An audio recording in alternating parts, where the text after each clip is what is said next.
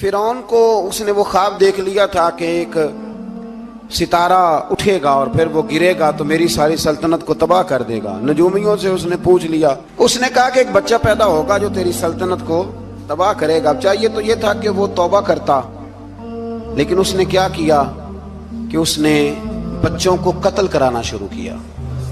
یذبحون ابناءکم، ذبح کرا دیتا تھا تمہارے بیٹوں، اور بچیوں کو وہ زندہ رکھتا تھا۔ تو حضرت موسیٰ جب پیدا ہوئے تو ان کی والدہ نے پتہ کیا کیا، ان کو ایک صندوق میں بند کر کے دریا میں بہا دیا۔ اب دریا میں بہتے جا رہے ہیں تو ماں تھی تو پریشان بھی ہو گئی، ان کی ہمشیرہ کو کہنے لگی ذرا دھیان رکھنا کدھر جاتے ہیں۔ حضرت موسیٰ علیہ السلام دریا میں بہتے بہتے نا، فرعون نے نا دریا کے کنارے مکان بنایا ہوا تھا۔ آپ کو پتہ ہے بادشاہوں کا ذوق ہوتا ہے، آج کل ہمارے جو حکمران ہیں انہوں نے اس کا نام فارم ہاؤس رکھا ہوا ہے، میرا فارم ہاؤس، اور پرانے زمانے میں لوگ ڈیرا کہتے تھے۔ تو اس نے بھی اس طرح کا فارم ہاؤس بنایا ہوا تھا۔ وہاں پہ حضرت موسیٰ علیہ السلام تیرتے ہوئے تابوت کے اندر، صندوق کے اندر جا رہے ہیں۔ فرعون اور ان کی بیوی حضرت آسیہ بے اولاد تھیں، بڑی تڑپ تھی بیٹے کی، وہ بھی وہاں کھڑی تھی۔ صندوق تیرتا ہوا آیا تو فرعون نے کہا کہ جاؤ پکڑ کے لاؤ دیکھو کیا ہے۔ جب وہ لے کے آئے نا تو آپ کی ہمشیرہ جو نگرانی کر رہی تھی پریشان ہو گئی کہ یہ تو اس کے ہاتھ لگ گئے، یہ تو اب مار ڈالے گا۔ لیکن جب خوبصورت اور چمکتا ہوا بچہ دیکھا تو بی بی آسیہ کہنے لگی یہ بنی اسرائیل کا ہے ہی نہیں، یہ تو پتہ نہیں کہاں سے بہتا ہوا یہاں آ گیا ہے، تم ایسے ہی چھوڑ، یہ پتہ نہیں کہاں سے ہے، رکھ نہ لیں، رکھ نہ لیں۔ تو حضرت موسیٰ علیہ السلام وہ کہنے لگا نہیں انہی کے ہیں، موسیٰ علیہ السلام اسی کے ہیں۔ تو آسیہ کہنے لگی تیرے تو سر پہ نا بس بھوت ہی سوار ہو گیا، ہر وقت وہی لوگ تجھے یاد رہتے، یہ پتہ نہیں کہاں سے بہ کے آیا۔ اب رکھ لیا، مان گیا فرعون۔ آپ فرعون کے گھر میں جو اس لیے بچے مروا رہا تھا کہ میری سلطنت حضرت موسیٰ پیدا نہ ہو جائیں، تو اسی کے گھر میں پرورش پانے لگے، اسی کے گھر میں۔ اب عورتیں منگائیں گئی دودھ پلانے کے لیے، تو حضرت موسیٰ علیہ السلام کسی بی بی کا دودھ نہیں پیتے، تو آپ کی ہمشیرہ نہ وہیں دائیں بائیں گھومتی رہتی۔ تو کہنے لگی جناب آسیہ سے کہ میں ایک بی بی کو جانتی ہوں، بڑی صاف ستھری ہے، مجھے امید ہے یہ بچہ اس کا دودھ پیے گا۔ تو فرعون کہنے لگا دوڑ کے لا، تو وہ اپنی والدہ کو لے کے آئیں تو حضرت موسیٰ نے فوراً دودھ پینا شروع کر دیا۔ فرعون کو پھر تھوڑا شک ہوا۔ ایک روایت یوں بھی لکھی ہے بعض لوگوں نے کہ فرعون ایک دن اٹھایا ہوا تھا حضرت موسیٰ کی، ابھی تھوڑی سی عمر تھی، تو آپ نے اس کی داڑھی پکڑ کے تو ایک گھونسا دے مارا، جلالی تو شروع سے ہے نا۔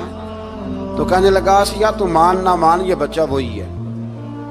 تو حضرت بی بی آسیہ کہنے لگی کہ تجھے غلط فہمی ہے، یہ وہ نہیں ہے۔ اس نے کہا دیکھو نا یہ تو اٹھاتی ہے تو پیار کرتا ہے، اور میرے جب قریب آتا ہے تو اس کے لب و لہجے میں تلخی محسوس کرتا ہوں۔ اس نے کہا بچوں کو کیا پتا۔ خیر ایک طرف اس نے کھانے پینے کی چیزیں رکھ دی، ایک طرف انگارے رکھ دیے، وہ بھی حضرت آسیہ کہتی ہیں کہ تجھے سمجھ آئے بچے بچے ہوتے ہیں۔ حضرت موسیٰ بچے تو تھے پر تھے تو اللہ کے نبی نا، اللہ کے نبی تھے۔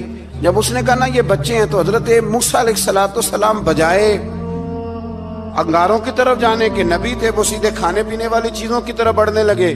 فرعون کہنے لگا اب بتا۔ اللہ تعالیٰ نے حضرت جبریل کو بھیجا، انہوں نے کہا ادھر نہیں جانا آپ ادھر جائیے۔ تو آپ آگ کی طرف گئے اور ایک کوئلہ اٹھا کے زبان پہ رکھ لیا۔ تو آسیہ کہنے لگی سمجھ آئی، بچے کو کیا پتا کدھر جانا ہے کدھر نہیں جانا، اگر وہ اتنا ہی خیال ہوتا وہی بچہ ہوتا تو آگ۔ اور بعض مفسرین نے لکھا ہے یہ جو حضرت موسیٰ دعا مانگتے تھے نا رب اشرح لی صدری ویسر لی امری، یہ وہ آگ کا انگارہ جب کوئلہ منہ میں رکھا تھا نا تو اس کی وجہ سے زبان میں کچھ لکنت آ گئی، تو آپ دعا کرتے تھے کہ یا اللہ میری زبان کی وہ بند گرا کھول دے تاکہ میں کھل کے فرعون کے سامنے بات کر سکوں۔ وہیں حضرت موسیٰ پلنے لگے، وہیں پلے، وہیں جوان ہوئے، وہیں اللہ نے ساری دولتیں دی، بہن بھی ملی، ماں بھی ملی، اور سارے عزیزوں کا پیار بھی ملا۔ اسی گھر کے اندر اللہ نے پرورش کر کے فرعون کے ظلم سے بنی اسرائیل کو نجات عطا فرمائی۔ کہ موسیٰ بھی فرعون کے گھر میں پلنے لگے، اور جب جوان ہو گئے تو فرعون کے ہاں جو ظلم ہوتا تھا حضرت موسیٰ اس پر بول پڑتے تھے، جلال فرماتے۔ تو فرعون پھر ناراض رہنے لگا، یہاں تک کہ اس نے آپ کو نکال دیا آپ تشریف لے گئے وہاں سے. تو حضرت موسیٰ ایک دن شام کے وقت دوبارہ آئے بستی میں، لوگ سوئے ہوئے تھے. تو دو آدمی، ایک بنی اسرائیل میں سے اور ایک فرعون کی اپنی قوم میں سے، وہ دونوں آپس میں جھگڑ رہے تھے. لیکن وہ جو حضرت موسیٰ کی بنی اسرائیل کی قوم کا شخص تھا، اس پر وہ قبطی، وہ جو فرعون کے قریبی لوگوں میں سے تھا، وہ ظلم کر رہا تھا اور بوجھ اٹھانے کی بات کر رہا تھا. اب اس نے حضرت موسیٰ کو پکارا کہ یہ دیکھے میرے ساتھ کس طرح کی بات کر رہا ہے. تو حضرت موسیٰ کا ارادہ بھی نہیں تھا، آپ نے بس اس کو سمجھایا. پر کچھ لوگوں کو سمجھ، تو حضرت موسیٰ نے پھر ایک مکہ مارا، ایک گھونسا مارا، صرف ایک ہی. یہ کئی تگڑے اور دلیر اس طرح کے بھی ہوتے ہیں کہ گھونسا ایک بھی برداشت نہیں کرتے. وہ ایک مارا، آدمی دھڑام سے زمین پہ گرا اور ماری گیا. حضرت موسیٰ کا ارادہ نہیں تھا لیکن وہ مر گیا. حضرت موسیٰ علیہ السلام نے اس بات پر اپنے رب سے استغفار بھی فرمائی. قرآن کہتا ہے کہ انہوں نے معافی چاہی کہ اللہ میرا ارادہ نہیں تھا. بہرحال اگلے دن نا حضرت موسیٰ دوبارہ آئے. وہ سنا کرتے تھے نا ہم کہ بیوقوف دوست سے عقل مند دشمن بہتر ہوتا ہے. وہ کم از کم دشمنی تو عقل مندی سے کرتا ہے نا، لیکن جو بیوقوف دوست ہو بیوقوفی. حضرت موسیٰ دوبارہ آئے تو وہ بنی اسرائیلی اگلے دن کسی اور سے جھگڑا کر رہا تھا. پھر اس نے مدد کے لیے پکارا تو حضرت موسیٰ کہنے لگے مجھے لگتا یہ ہے کہ تیری عادت ہے، تو خود بڑا جھگڑالو ہے، تو نے روز نیا جھگڑا شروع کیا ہوتا ہے. حضرت موسیٰ جب اس کی طرف بڑے نہ ڈانٹنے کے لیے تو اس نے شور کرنا شروع کر دیا. کہنے لگتا ہے جس طرح آپ نے اسے کل قتل کیا تھا مجھے بھی قتل ہی کریں گے. یہ انسانوں کا مزاج ہے کہ آپ جب تک کسی کے طبیعت کے مطابق چلیں گے وہ راضی رہتا ہے، اور ذرا آپ اس کی طبیعت سے ہٹتے ہیں تو وہ شور کرتا ہے. اس نے کہا جی آپ مجھے بھی لگتا ہے ماریں گے. حضرت موسیٰ کلیم اللہ علی نبینا علیہ السلام کے بارے میں جب اس نے شور کیا تو بات پھر فرعون کے دربار تک گئی. وہ تو پہلے ہی بہانہ تلاش کر رہا تھا. اس نے کہا ڈھونڈو، پکڑو اور معاذ اللہ شہید کریں گے. کسی نے آ کے خبر دی کہ آپ جہاں سے ہجرت کر جائیں، اس لیے کہ آپ کے لیے یہاں حالات درست. اور بھائی یہ چھوڑ دیا کریں بات کہ فلاں آدمی کے حق میں فلاں جگہ حالات کیسے خراب ہوئے. تو نبی کریم علیہ السلام مکہ چھوڑ کے کیوں آئے؟ حضرت موسیٰ علیہ السلام نے ہجرت کیوں فرمائی؟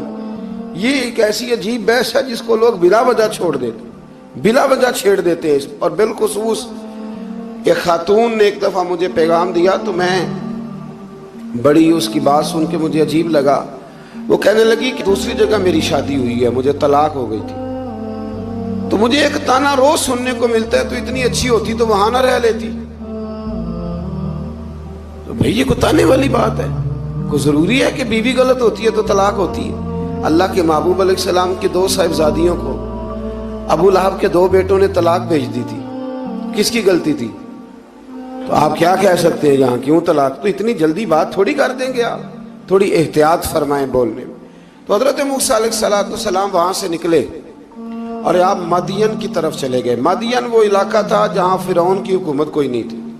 حضرت موسیٰ جیسے ہی وہاں پہنچے تو ان کے اندر ایک جذبہ تھا، ظلم ہوتا نہیں دیکھ سکتے تھے. جب وہاں پہنچے تو انہوں نے دیکھا لوگ اپنے اپنے جانوروں کو گھاٹ پہ پانی پلا رہے ہیں اور دو خواتین ہیں وہ بالکل پیچھے کھڑی ہیں. تو حضرت موسیٰ کلیم آگے بڑھ کے کہنے لگے تم کیوں نہیں پانی پلاتی؟ تو وہ کہنے لگی ہمارا بھائی کوئی نہیں، باپ ہمارا بوڑھا ہے. اللہ اکبر.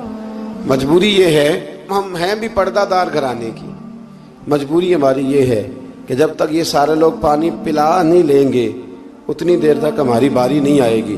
تو حضرت موسیٰ کلیم اللہ علیہ السلام فرمانے لگے اچھا یہ بات ہے تو جانور مجھے دو. وہ ہو یہ رہا تھا کہ چونکہ مرد پانی پلا رہے تھے تو اور جتنے بھی مرد آتے جاتے تھے وہ گھستے جاتے تھے اور عورتیں بیچاری کھڑی تھیں. حضرت موسیٰ جھٹ سے آگے بڑھے، پیچھے ہٹو. ان دو خواتین پاک باز عورتوں کے جانوروں کو پانی پلایا اور پھر آپ دوبارہ وہیں بیٹھ گئے. وہ بیویاں جلدی جلدی گھر گئیں، جا کے اپنے والد سے کہنے لگی ابا جی کمال ہو گیا، اس بستی میں ایک ایسا آدمی ملا ہے جو عورتوں کی طرف دیکھتا ہے تو نیکی کرنے کے لیے آگے بڑھتا ہے، جو مجبور اور بے کس کے لیے اچھے جذبات رکھتا ہے. فرمایا جلدی لاؤ. कुछ मुफस्सिरीन और तरफ भी गए हैं, लेकिन जमहूर ने लिखा है कि वो हजरत शुएब अलैहिस्सलाम थे।